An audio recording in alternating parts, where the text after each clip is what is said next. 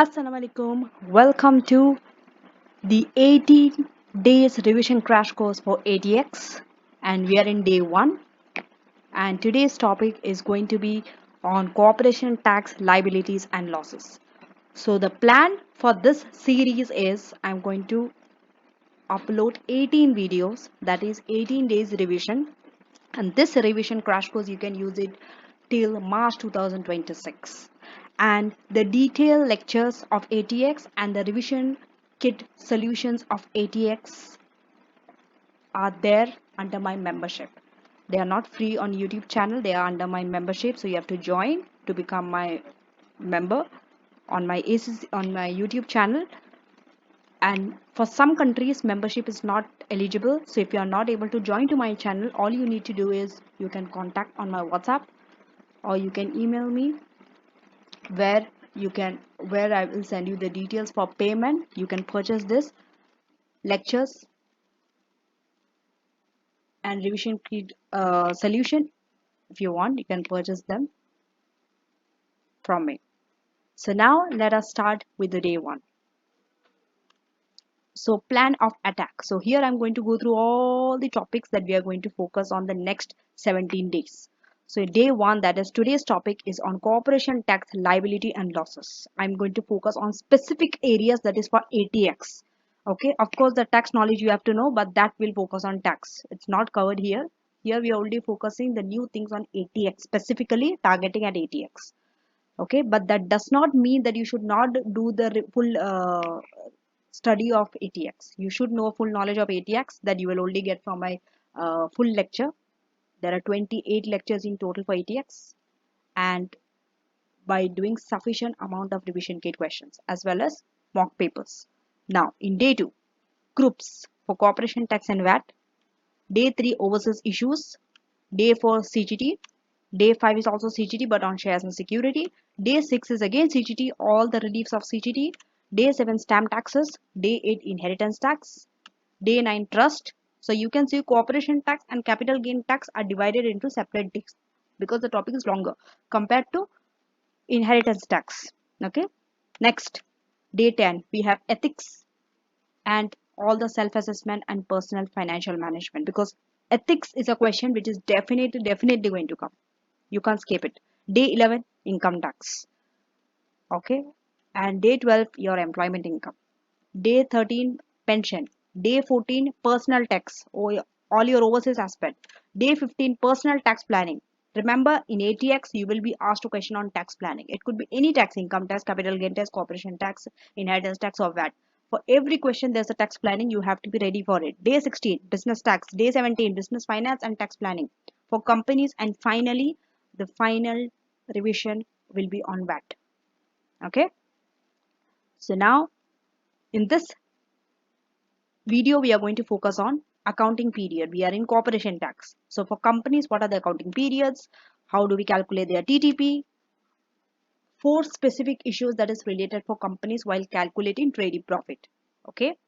Then capital allowance, long period of account, self-assessment, penalties, trading losses for single company, restriction of carry forward of losses, this is new in ATX, and non-trading losses. So here, from the exams point of view, corporation tax is very important, and questions on corporation tax you will always see in your exam. Always there will be a question on corporation tax. So you have to prepare very well for the corporation tax computation as well as to explain the implications of so. Okay. Now this chapter will revise the key issues in preparing the corporation tax computation. You will summarize all the self-assessment rules, for example penalties and interest and all those things, and the loss relief. So now accounting period. Corporation tax, we tax them based on accounting periods, not tax year. And your accounting period cannot be longer than 12 months. So your accounting period starts when you start to trade, and can also start from your previous, when your previous accounting period ends, and ends 12 months after the start or end of the period of account. Normally when the company prepares the account, that is known as period of account. Now, or it could end when you cease to trade, or it could end when you cease to be resident in UK. And also it can end when you go into liquidation or administration. Now, TTP. So that's all about accounting profit. Sorry, accounting period. Now we are moving to TTP. So this is the pro forma. This is how it will look like. You will be given a company in your case study. So let's say this is ABC company. We are preparing corporation tax. You have to label it clearly. For this, you are going to be given 1 mark. You have to specify what type of tax are you calculating. Is it income tax? It is corporation tax. Why? Because this is ATX. In a single question, you might be given different types of taxes to be calculated. You in a single question you have to calculate income tax as well as corporation tax or VAT also. So you have to label clearly what are you calculating. Do not assume examiner will know it, because you're going to throw away very valuable marks by doing it. So you have to label first ABC corporation tax for the year ended 31st March, whatever the date is given to you in your exam. Now, and of course, if there are notes, you have to mention a column for notes. This calculations you can do in Excel in your CB platform. Trading profit. Mostly we start with the trading profit, and that is the biggest chunk. Okay. Next is your interest income. Okay. Then we have overseas income. Note 6. We'll see all these notes later in this uh, video. What does ABC stands for? Then we have property income. Normally property income is the shortest, easiest to calculate also. But trading profit, interest income, overseas income, there are workings that are required. That's why there's a notes. Then net chargeable gain. Remember, for individual, if you're a sole trader, your income is charged differently under income tax and your gain are charged separately under capital gain tax. But if you're a company, all your income will and gains will be added together, and on that you pay corporation tax. Okay. Then we have total profit. This total profit concept is very important for corporation tax. Less QCD, that is qualifying charitable donation, which will be given to you in the exam. For this also we have a note E and then TTP F. And on that TTP, we are going to calculate TTP into relevant percentage. Relevant percentage, you have to find out based on your augmented profit. There is a note G for it. And if applicable, marginal relief. This marginal relief is only applicable when your augmented profit is between the upper and the lower limit. We'll see in note G. And then double tax relief. If you have an overseas impact, then only double tax relief. If there is no overseas, no DTR. Okay, you deduct that. And then finally your corporation tax payable. Okay. So in your question, please understand, are they asking you to calculate just TTP or corporation tax? Very important. Most students end up with corporation tax, but where is the question? Only ask TTP. You understand? Next, the notes. Now we are going to go through the notes. First note was on trading profit. That trading profit will be your adjusted trading profit minus your capital allowances. So you have to calculate capital allowances for companies. Okay. Even for sole trader, we used to deduct capital allowances. But here we have to deduct it and then show it as trading profit. Adjustments will be like any royalties or interest that are paid for trade purpose will be deducted from your profit here. Then interest income. Interest income under non-trading loan relationship. Any interest that you're receiving or paying not for a trading purpose will come under non-trading. So interest receivable and payable. They will be netted off. Non-trading interest receivable minus non-interest payable. Okay, net result you will show. Their overseas income can include any rental income, interest income, or branch profit. But remember, overseas income will not include any overseas dividend. It is excluded. Then we have note D, chargeable gain. Net chargeable is all your capital gain minus your capital losses. Here, because you are a company, you have to see for your capital for disposal. You have to see the indexation allowance. This is available up to December 2017 or at the date of disposal if earlier. They will give you in the exam. Okay, you don't have to calculate that, it will be given indexation allowance. Next, factors are given in examination. You cannot use the capital loss to create, okay, sorry, indexation allowance cannot be used to create or increase a capital loss. You can only reduce it to nil. Your net chargeable gain can only be nil, it can't be negative. And there is no annual exempt amount for companies when we are calculating chargeable gain. And you have to consider one relief that is available for company, that is rolled over relief, and next that is only for companies, substantial shareholding exemption, SSA. If you are eligible under SSE, your whole gain is exempt. Next, E, what is QCD? QCD means it includes all your charitable donations by a company which they can deduct under QCD, not from a trading expense. They are not allowed as a trading expense. Next, dividend. Dividend income, whether from UK or whether from overseas, never chargeable to corporation tax, but dividend income are included in your TTP to calculate augmented profit, to decide your corporation tax rate. But in your TTP calculation, dividend income is not included. You have seen the pro forma. But for augmented profit, you need dividend. Now, G. So the rate earlier, there was only one single rate. Corporation tax was only 19%. Now there are two rates. Okay. So financial year 2021 and 22, it was only 19%. Now, financial year 2023 onwards, you are in which year? Financial year 2024. These 2 years, there are two rates. First rate is 25%. 25% means when your augmented profit is greater than 250,000. This limits you have to remember. And what has to be greater? Not the TTP, augmented profit. Augmented profit means with your TTP, you add the dividend to external parties, not intergroup. Okay. And 19% for companies with augmented profit less than or equal to 50,000. So these are the two limits, 50 and 250. This also will be adjusted under two scenarios. We'll see. And next rate is 25% less marginal relief. Remember in that pro forma we told marginal relief, less marginal relief applicable. It is only applicable if your augmented profit is between the lower and the upper limit, that is 50 and 250,000. And this upper and the lower limit will be adjusted. That means will be divided if you are having an associated company and also short accounting period. That means if you are having, let's say, 5 associated company, above and the lower 50 and 250 will be divided by 5. So it will be divided by the number of associated company.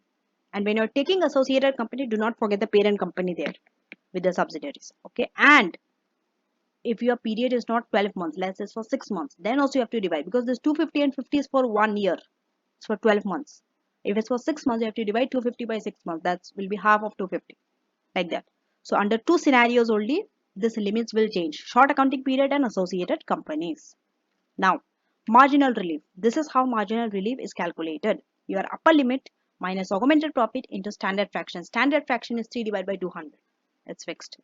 Into TTP divided by augmented profit. Sometimes when you do not have any dividend, remember in that case, you only have your TTP will be equal to your augmented profit. So you do not need that last part. That fraction is not needed because it's one only. So your revised formula will be upper limit minus augmented into standard fraction. Okay. If you do not have any dividend. But mostly in the exam, they give you dividend. So your augmented profit will not be same as TTP. We have done enough questions. Okay. When I was doing the lecture on this, I've done enough questions on how to calculate the marginal relief. So you can go back and watch my lecture. But only thing is you have to join my channel and become a member, gold member on my YouTube channel. Next.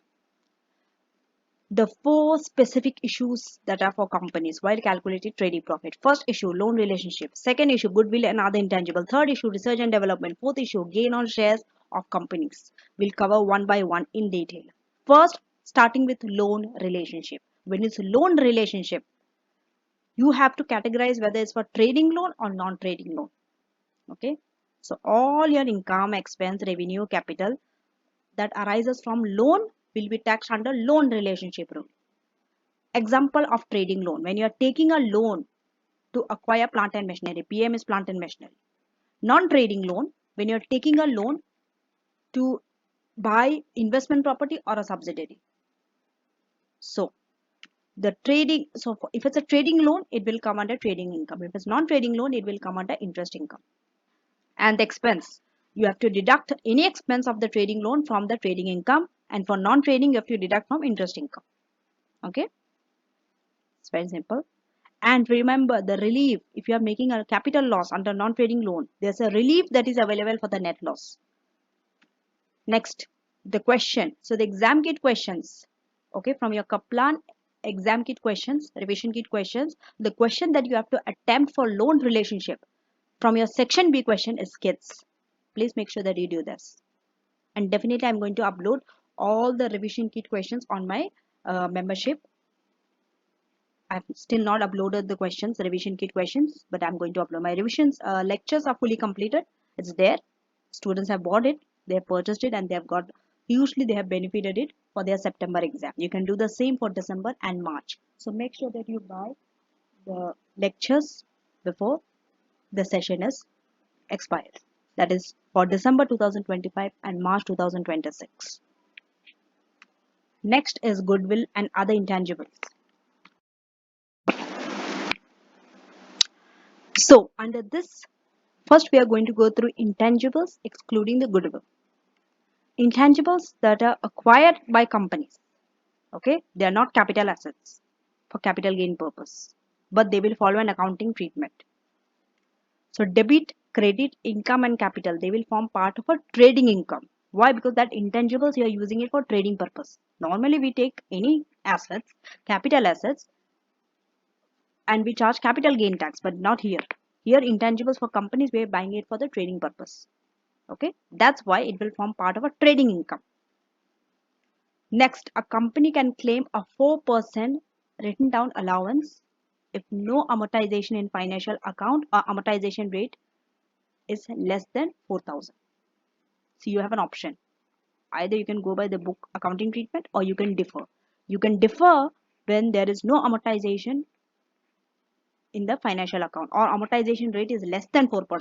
Then a company can claim 4%. See, it is better to claim the higher rate, no? If in the accounting treatment there is no amortization or amortization is less than 4%, let's say amortization is 2%, you can go by the tax treatment. Tax treatment says you can claim up to 4%. So better to claim the higher one. So you can get less amount of intangible income, that is less trading income, and pay less corporation tax. That's the ultimate objective, right? Now, when you're selling the intangibles, the profit and loss that arises will be taxable or deductible for trading purpose. And the accounting profit or loss will give rise to an identical tax profit or loss. Remember, if the accounting treatment and tax treatment are same, then they are both the same. But if you are making the 4% election in that time, your accounting profit will differ from your tax profit. Okay, so if you are making the 4% election, they will differ. And in this case, if you are making the election, you have to make a tax adjustment by comparing the accounting profit to taxable profit. Now, next is goodwill. Treatment of goodwill is different from intangible assets. So the amortization or impairment of goodwill are disallowed for corporation tax. We do not amortize goodwill, we do not do impairment for goodwill.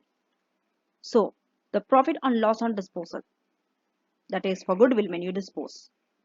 Proceed less the cost. We take the proceed and we deduct the cost. Cost will be a book value for your tax. Whatever is the book value for tax purpose, that will be your cost. So profit will be taxable as part of trading profit, and loss will be relieved as a non-trading debit. Okay, profit will be taxed under trading profit but not loss. Loss will not be taken as a trading loss. It will be taken as a non-trading debit.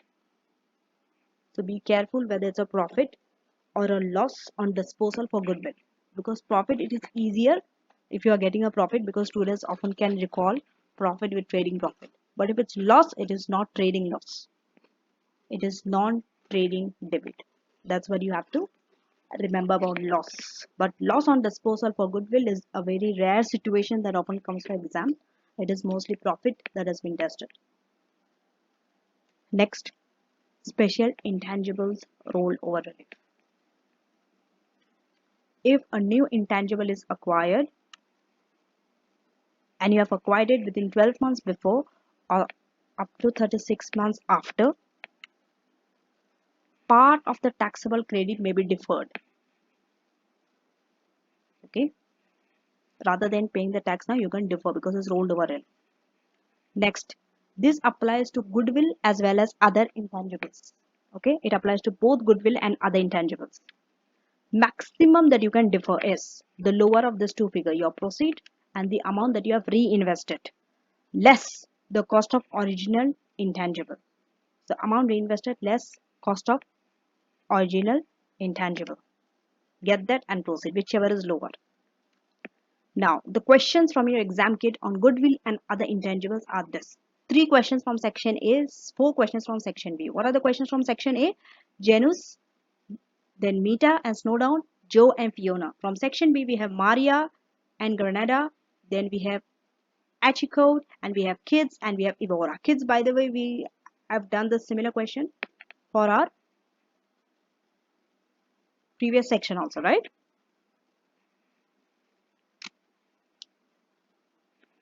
Next, R&D. R&D, so the expenditure on R&D as defined by your gap qualifies for certain reliefs for company. That means certain expenditure will qualify for the relief if it's done by the company. Expenditures, these are the expenditure which are going to get the R&D relief. Staffing cost, because you need staff to run it. Agency staff, material, water, fuel, power, software. 65% of payment to subcontractor unless connected. Remember, if it's connected, fully it is the 65% exemption will not apply. Restrictions will not apply. Okay, but if it's subcontracted to outsider, not connected, 65% of your payment you are going to get the relief. Remember that 65% to subcontractor, because in exam you have to see to it whether you are giving any payment to subcontractors or not. Often students deduct the full cost. No, 65% only is allowable. Now this is how the relief works. 25% of your qualifying R&D expenditure. Remember, there has been a change in this section from your previous year, previous act, that is financial year 2000, financial act 2023. That was the last act, right? This year it has changed. Earlier, the rates were based on the size of the company. If you are a SME, you can deduct up to 86%. That means 186%. But now that has been changed. Now it doesn't matter what size of the company you are. So irrespective of your size, you are going to get a relief, and the way the relief operates is different compared to your previous financial act.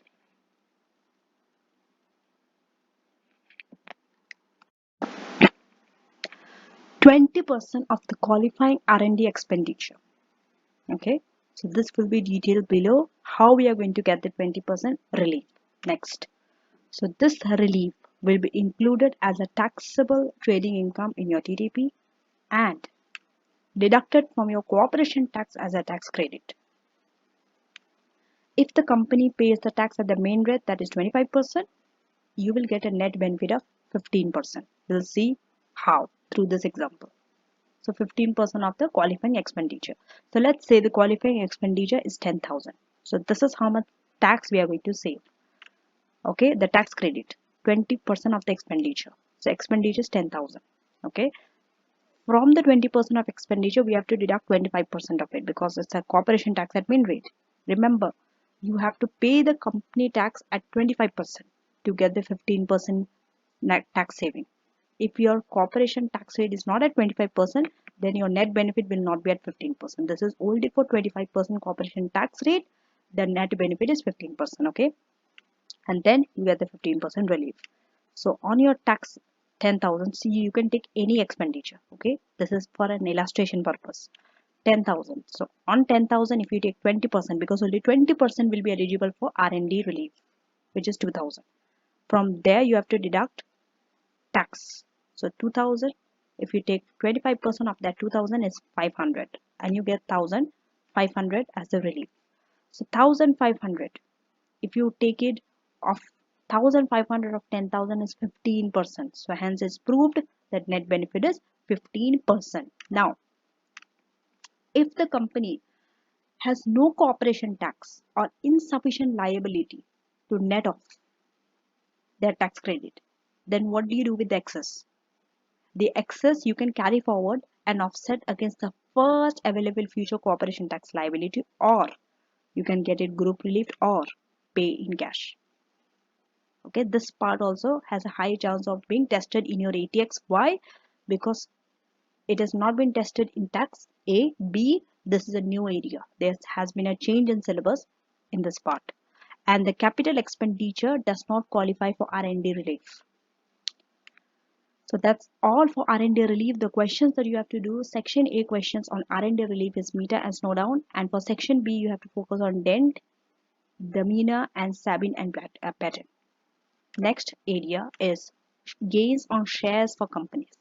So if you're selling shares, remember, first you have to see whether it is eligible for substantial shareholding exemption or not. If it is applicable for this, you have to state the conditions. If it's eligible, gain is exempt. But if it is not, gain will be taxed normally. Okay. So first, when you're disposing shares out of a substantial shareholding in a trading company, it has to be a trading company and it has to be a substantial shareholding. Your gain is exempt from corporation tax.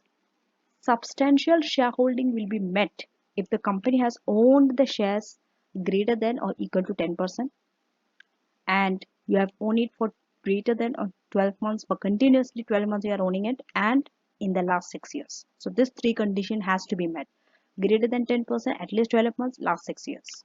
And if you are holding the shares for less than 12 months, still exemption can apply if you are owning shares in the shares that you are disposing of are in a new company. You are selling a substantial shareholding, but because it's a new company, you have just started, you are not holding it for 12 months, maybe let's say 7 months, 8 months, still the exemption will be applicable. And remember, it's an and condition. And means both condition has to be met if you are holding the shares for less than 12 months. Okay, you're disposing the shares in a new company, and trade and the assets, both trade and the assets of another 75% group companies are transferred to that new company before the sale of shares. So before you are selling the shares, you have been transferred the trade and assets of another 75% group company. Okay. And the third condition, trade and assets has been owned by the group, at least it is owned by the group for more than 12 months, if not by the individual but by the group, in the last 6 years. Now if SSC does not apply, disposal is not out of substantial shareholding, then you have to use matching rules for companies and calculate a gain. So this is the matching rule. First, when you're disposing the shares, you have to see whether you have acquired any shares on the same day as the disposal day. Next, after that, you have to see whether you have acquired anything in the previous 9 days on a FIFO basis. Then next is acquisitions from the share pool. So after you have gone through the same day and previous 9 days, then you have to see your share pool. You have to follow this order. Okay, you can't reverse this order. You have to see this order. Now, then you calculate the gain. Remember, when you are having all the three in a single question, where you have shares that you have acquired on the same day, previous 9 days, and share pool, you have to calculate the gain separately for three of them and add all the three gains and get your total gain. I have done a question on this when I was going through the lecture of the share pool. So you have to watch my whole lecture under my membership if you haven't subscribed for my membership yet. Next, in a single question, you might, okay, there might be chances that you might not be given any acquisition on the same day or previous 9 days, but it's definite that from share pool you have to know how to calculate share pool. You will get a question from the share pool, that's 100%. So you have to know how to calculate the share pool items. You have to how to record, how to calculate the cost. But the same day and the previous 9 days, they are much easier than the share pool, because share pool, what does it do? It just lists all the remaining assets, all the remaining shares in that share pool. You add them together and you find the average cost. No IAA is given on the same day acquisition and purchases, and also in the previous 9 days. So your indexation allowance is only given on the share pool, not on the same day and the previous 9 days.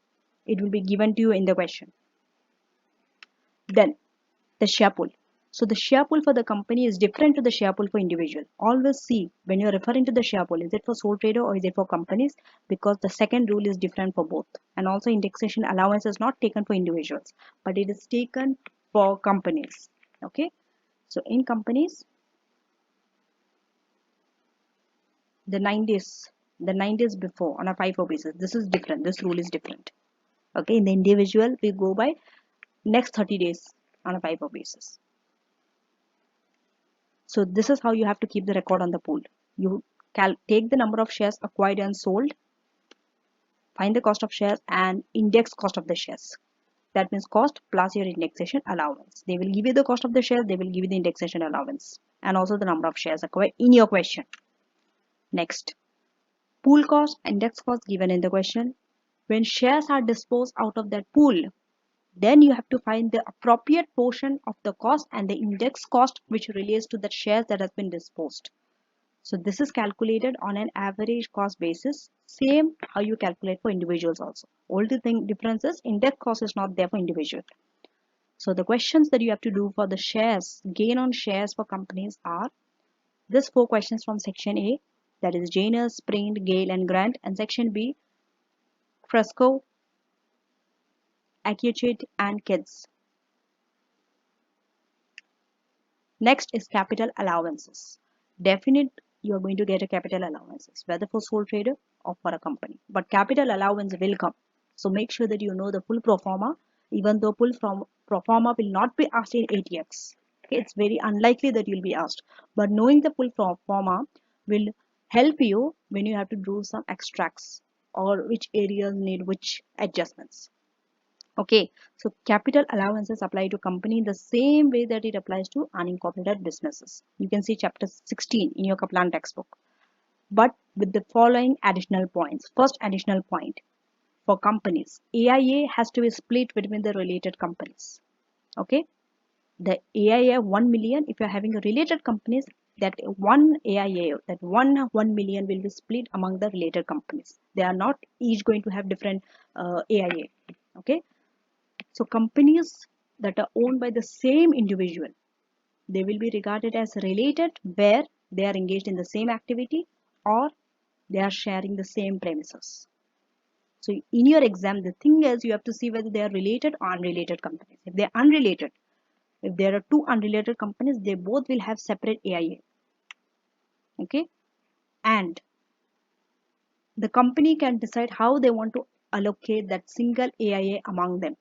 Okay, it can be one company taking entire thing, the other companies are not having any AIA, or they are sharing their AIA in any proportion. It should not be done equally. It could be done in any proportion. Okay, so if an individual is running two companies from home, AIA will be split between the two businesses. Unrelated companies, if same individual is owning two unrelated companies, they will be entitled to two full AIA. Okay, next point, second point, only one AIA is available for group companies. Okay, when you are working as a group, only one AIA. So when you are allocating the AIA, group members can allocate maximum 1 million AIA in any way. AIA should not be divided equally, and all of the allowance might be given to one group, or any amount can be given to any number of companies within that group. There is no fixed limit. Next, third point, the 6% special rate of WDA in respect of plant and machinery that is integral to a building applies to both initial as well as replacement expenditure. Okay, replacement expenditure occurs when you are having more than 50% of an asset that is replaced in a 12-month period. Okay, this prevents a tax deduction being claimed for the repair of such assets. So if you are having a repairment, what do? And if you are claiming a tax deduction, that is not allowable, because sometimes that repairs are very substantial. Okay, so if you are using the repairs, they are substantial and the asset can be used in their trade.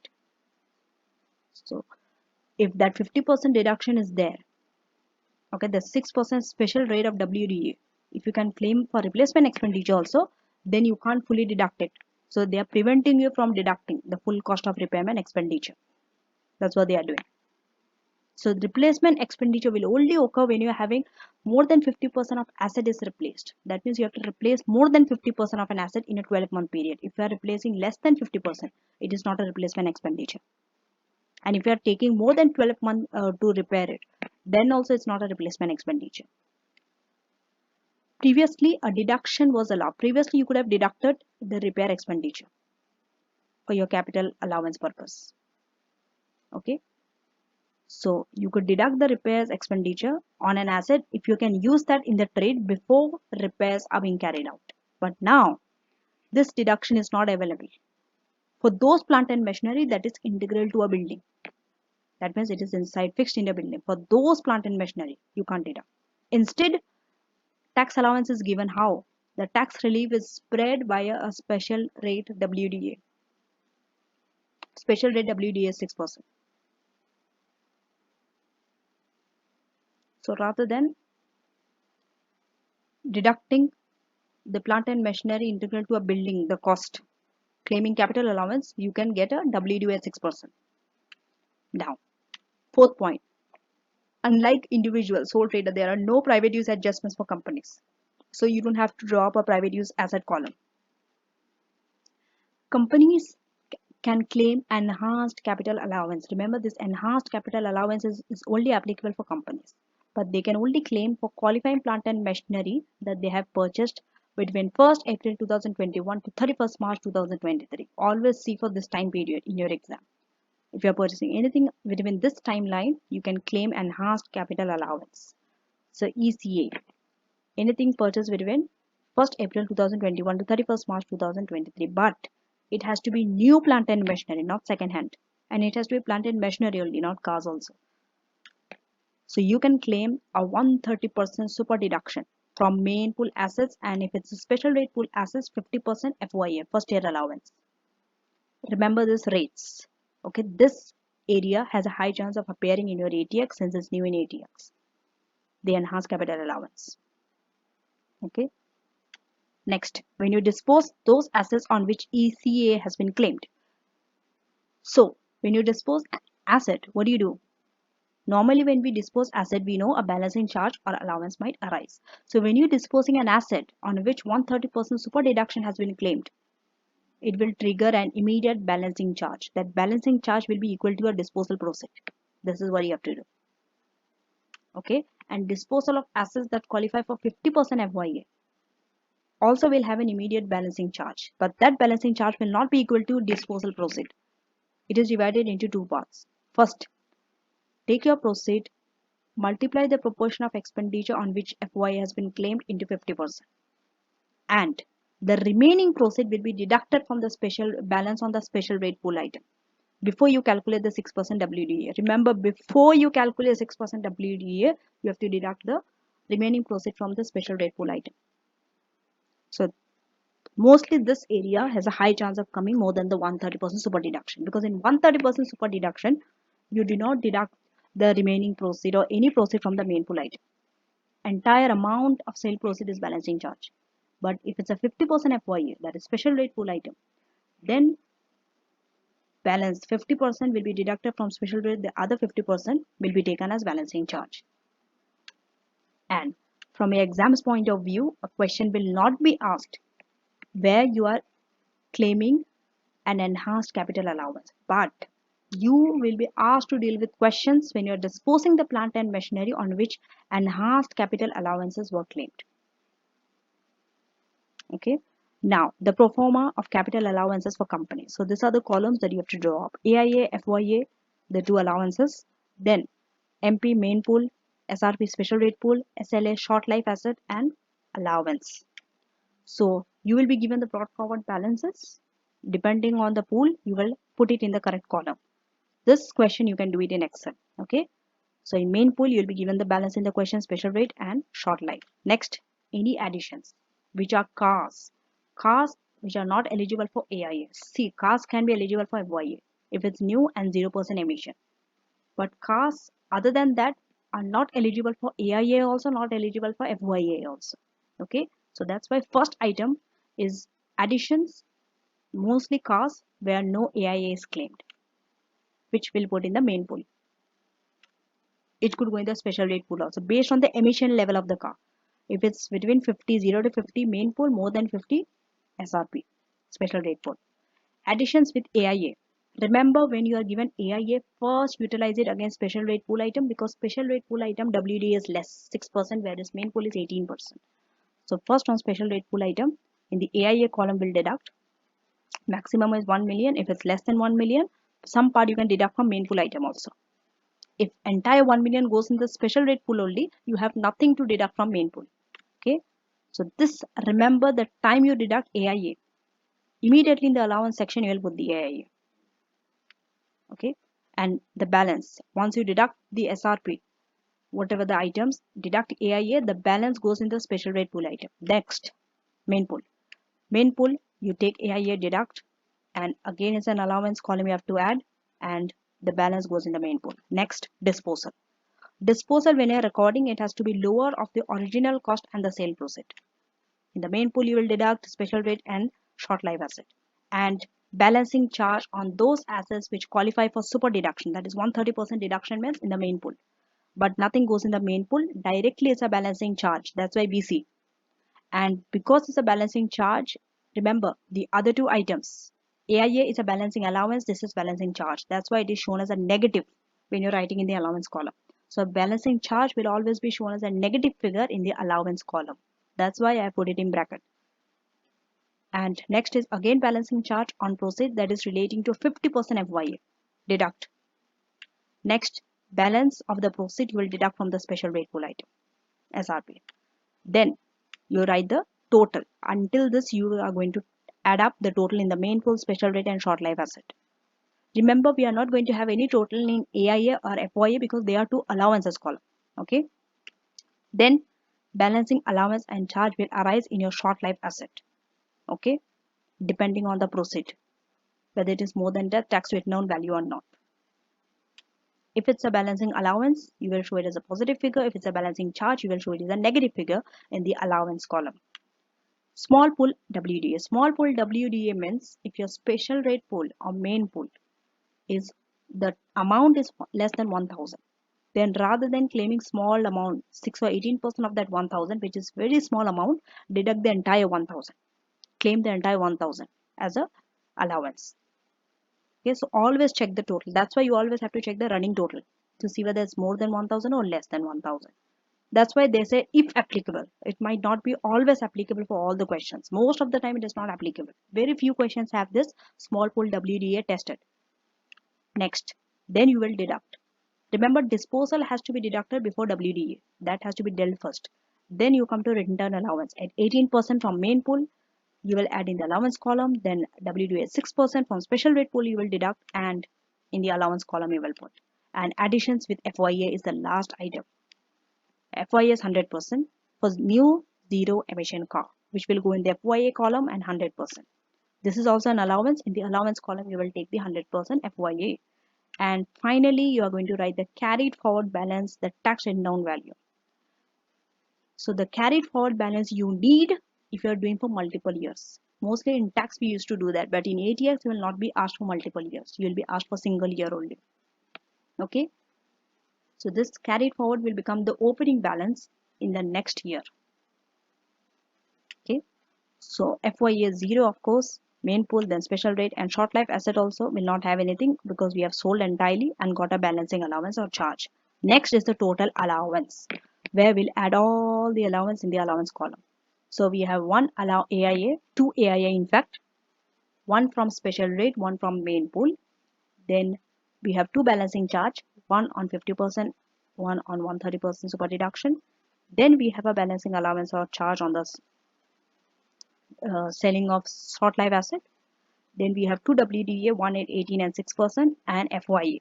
If we add them all together, we get the total allowance, and this is the total allowance you often need to deduct from your trading profit for companies. But in your ATX main exam, you will not be given this lengthy adjustments. Maybe one or two item, okay, maybe one or two pool, that's it.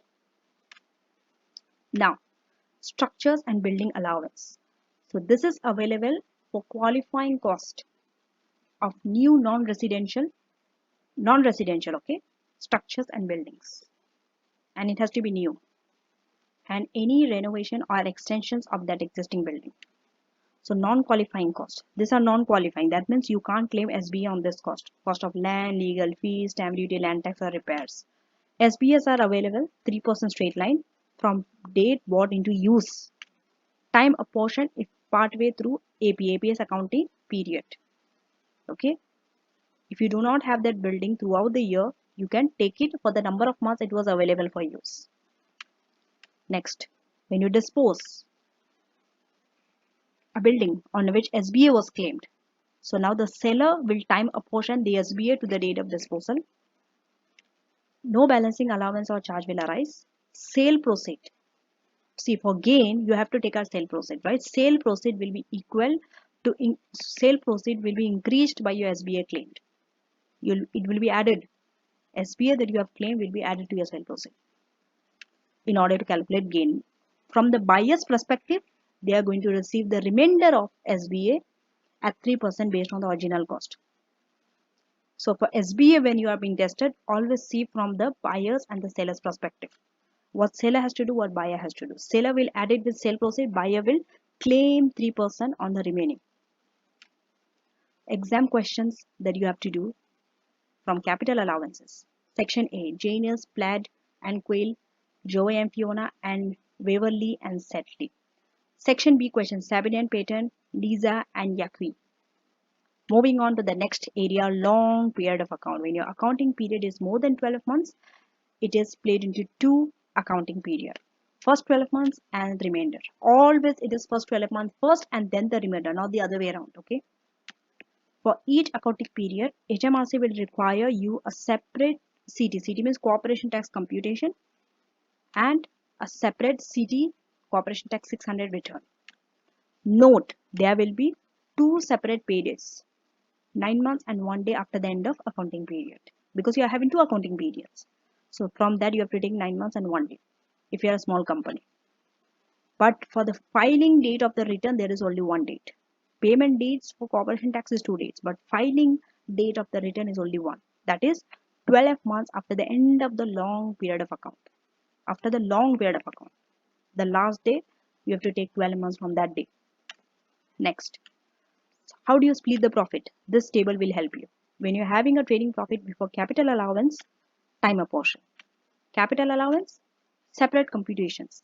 Okay, when the computation is less than 12 months, you have to prorate your WDA and AIA but not FYA. Interest, property or other income, calculate based on the amount for each period separately. There is a note to it. We'll see what is that note. If information to apply the strict accrual basis is not available, then time apportion for interest income, property and other income. Chargeable gain according to the date of disposal, qualifying charitable donation according to the date paid. In your exam, they will give you the date paid, date of disposal, all these things they will be given. You only have to apply. Next is self-assessment. The payment date, if it's a normal date and for large company. Normal date is 9 months, 1 day after the end of accounting period. For large company, you have to pay 4 quarterly installment if it's a 12-month period. So 4 quarterly installments, this is how it will run. 14th of the month, 7 month, 10 month, 13 month and 16 month after the end of accounting period. Okay, but the date of each of these 4 months will be 14th only. Let's say 14th of May, 14th of July, like that. So this is based on the estimated liability for the year. And payment has to be reviewed and you have to revise as necessary at each installment date. A company will not be required to make quarterly installments in two circumstances. First circumstance, if you're having a corporation tax liability less than 10,000, no installment. Next, if a company was not a large company in the previous accounting period and their augmented profit was less than 10 million, remember that 10 million figure will be adjusted if you are having associated company and if you are having a short accounting period. Then you have to divide it, the 10 million. So if it is less than that amount, you don't have to pay quarterly installment. Then you will pay 9 months, 1 day only. Payment method, electronic. Corporation tax, electronically you have to pay. Filing date, 12 months after the end of period of account, you have to file electronically and it has to be filed using IXBRL, inline extensible business reporting language. You don't have to know the details of this, but just knowing you have to file using this software is enough. Then late payment interest and repayment interest. For late payment, charged from the due date, repayment earned from the date paid. And any charges and receipts that are interest, income or expense will be dealt under loan relationship rules. Retention of record, you have to retain for 6 years from the end of accounting period, and group payment arrangements. This is optional.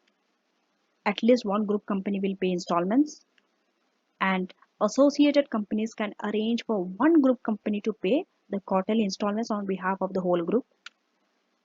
What happens because of these arrangements? It saves tax. It saves interest on overpayment because you can net off. Someone is paying overpayment, someone is doing underpayment, so they can easily net them off, and you can save on interest. Next, each company still has to prepare their own separate corporation tax computation at the end of accounting period, because at some point in the future you might be out of that group. Okay. Next, large companies. If you're a large company, you have to pay corporation tax by installment. We have seen in the table above. What does large company means? Large company means when your augmented profit. Remember augmented profit, you have to add your TTP with dividend. If your dividend plus TTP is more than 1.5 million, that 1.5 million is the threshold to decide whether you're a large company or not. But 1.5 million threshold will be adjusted if it's a short accounting period. It will be reduced downwards. Next, if you're having an associated company, you have to divide 1.5 million divide by number of total associated company.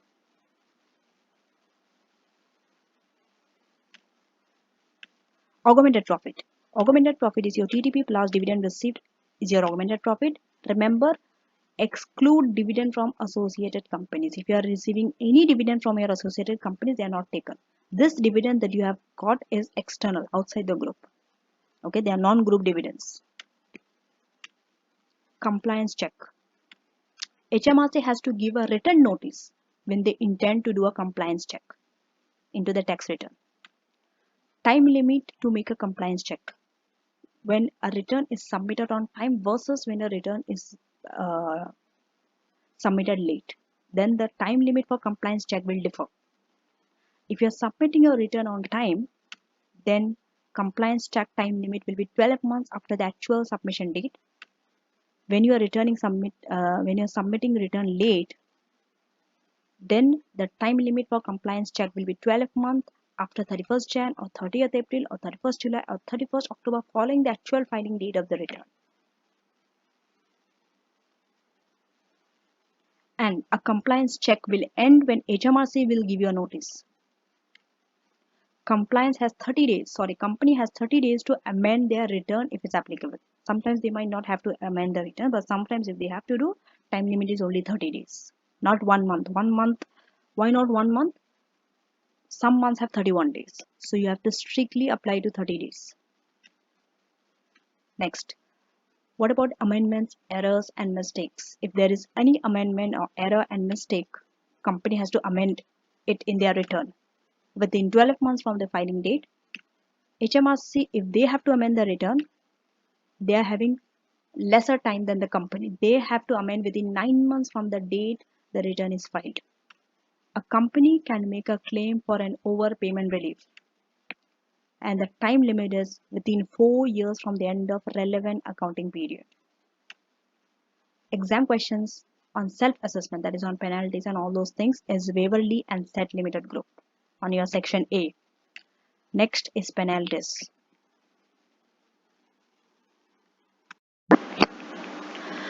So under penalties, we have standard penalties. The standard penalties are same for income tax, corporation tax, capital gain tax, VAT and NIC. You can see your chapter 10 of Kaplan textbook. Next, we have other penalties for corporation tax. So on one side we have the offense and other side we have the penalty. Remember, for your exam in ATX, you also have to know the penalties, because one area they will ask on penalties. Okay, mostly your ethical question, your ethics consider penalty. So now you have to know the offense. With the offense you have to know the penalty, because penalty for each type of offense are different. First offense, failure to retain the record, penalty is 3,000. Next, if you are filing your corporation tax return late, depends on how long. So if your late filing is within 3 months of the filing date, fixed penalty is 100, and there is a note that you have to see. The note is this fixed penalty can increase up to 500 or 1000 if you are persistently filing late. That means you are submitting it late for 2 periods, okay, return for 2 preceding periods also late, then fixed penalty will increase. More than 3 months, then fixed penalty will increase to 200. The same note for both. Then we have additional penalties. Additional means addition to this 2. If you're 6 to 12 months late, additional 10% of the tax outstanding 6 months after filing date. More than 12 months late, additional penalty will increase to 20%. Okay. So in your exam, the main thing is you have to know A, you have to know the type of offense. B, you have to know how late you are filing. Is it within 3 months, more than 3 months, 6 to 12 months, or more than 12 months? Next, reliefs. So next we have moved on to the loss relief. Loss relief is a question which you are definitely going to get in exam. This is tested even in tax. Okay. So there are 3 options under this relief. First, we are going to go through carry forward, then current year, then carry back. So carry forward, you can offset them against your total profit. Total profit means profit includes both your income and gains. Next, we have before QCD relief, before you deduct your qualifying charitable donation. Remember this because students often make mistakes here. They often do after deducting QCD. Next, optional claim. This claim is optional, not compulsory. Partial claim you can make when you are carrying it forward. Sorry, carry forward. Next, indefinite carry forward. You can carry forward it for, there is no limit. Okay. So for carry forward relief is more flexible compared to current year and carry back. Next, we are moving to current year. Current year is again offset against total profit. This is same like your carry forward before QCD, same like forward. Here, you can carry forward, okay, under current year relief. Once it has been relieved, any remaining loss you can carry forward. Okay. The problem with the current year is you have to offset the maximum amount that is possible you have to claim. No partial claim allowed under this. So it's either nothing or all you are claiming. Here you might lost some QCD. You can't do that planning of wasting QCD. You might be wasting some of the QCD if you claim the entire amount. So QCD relief is lost if no profits to offset against. Next, optional claim. Then carry back relief. So the 5 points, this 5 points is applicable for both current year and carry back. That is, they are offset, both of them are offset against the total profit before QCD. You can carry forward remaining loss, offset maximum has to be offset, QCD might be wasted, and optional claim. But carry back relief, you can only get it, you can only claim after you are claiming current year. So current year offset has to be done first, then carry back 12 months only. Okay, next. So this is the pro forma for trading loss. In this, the loss making year is 2023. Okay, that's why everything there is a figure except here. So first item trading profit, it's a 0. Remember the year when you are having a trading loss, your income will be 0, nil. So trading profit will show 0. Next, other income for all the 3 years, then net chargeable gain, add them 3, get the total profit.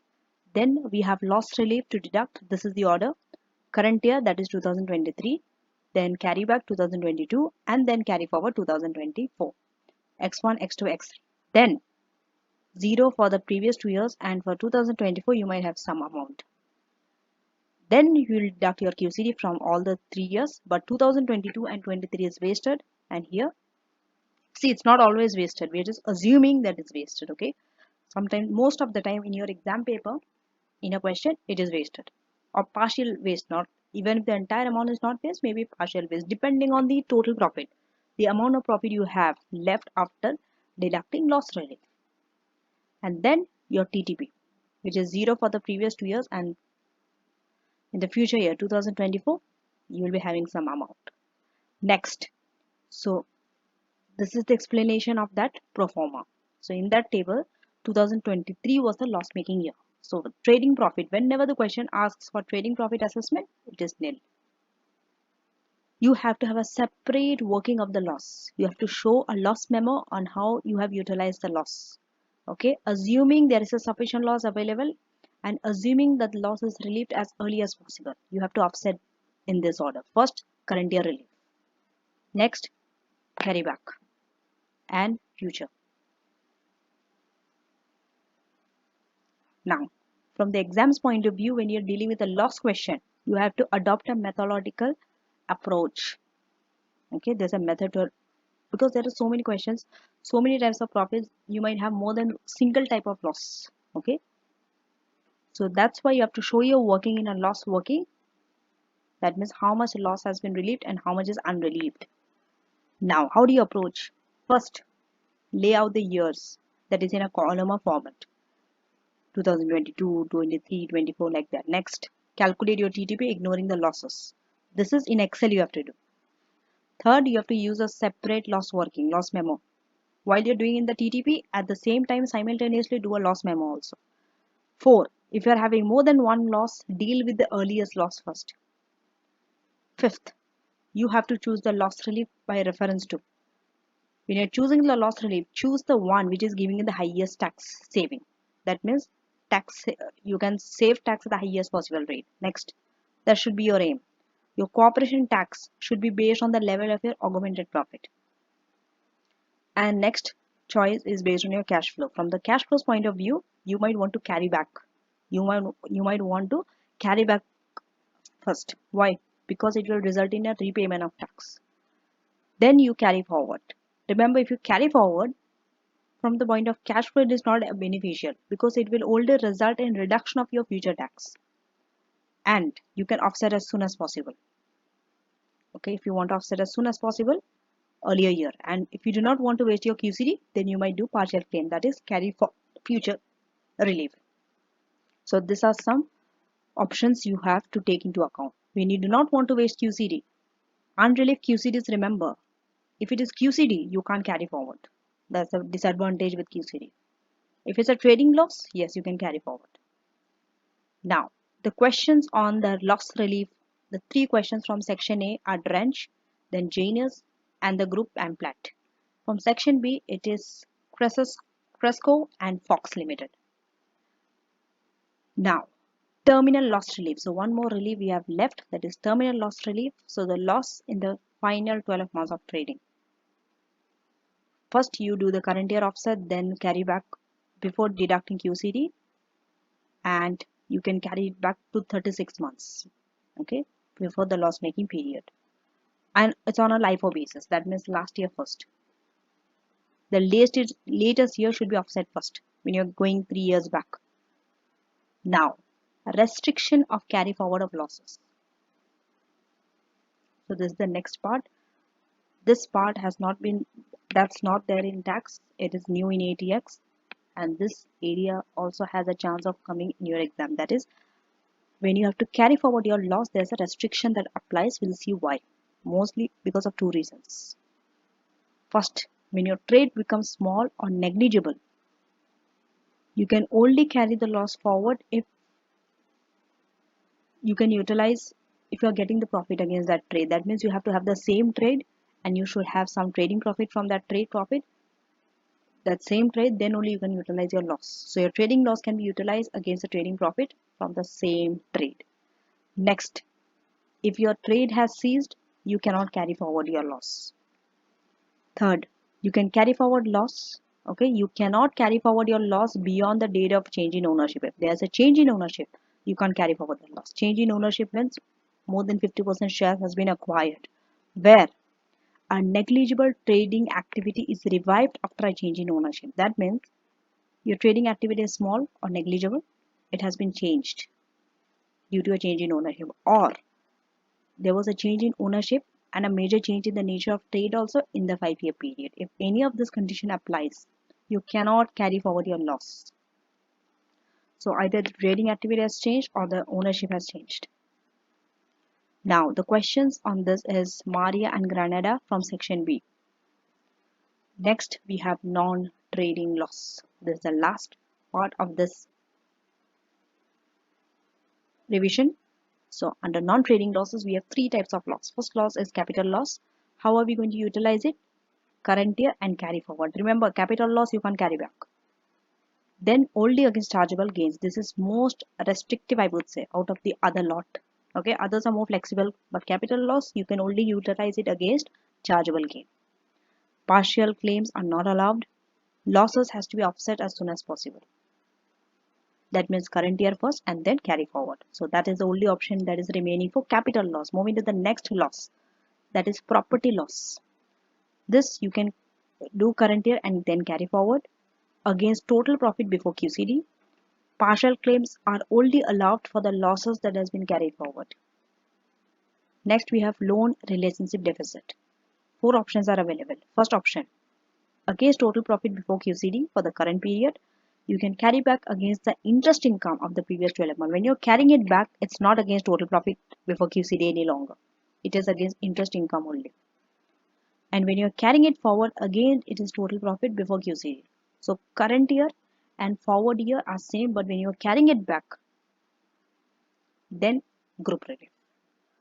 So partial claims are allowed.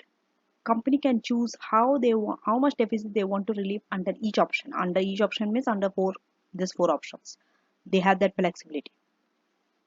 And they can claim for the current and the carryback.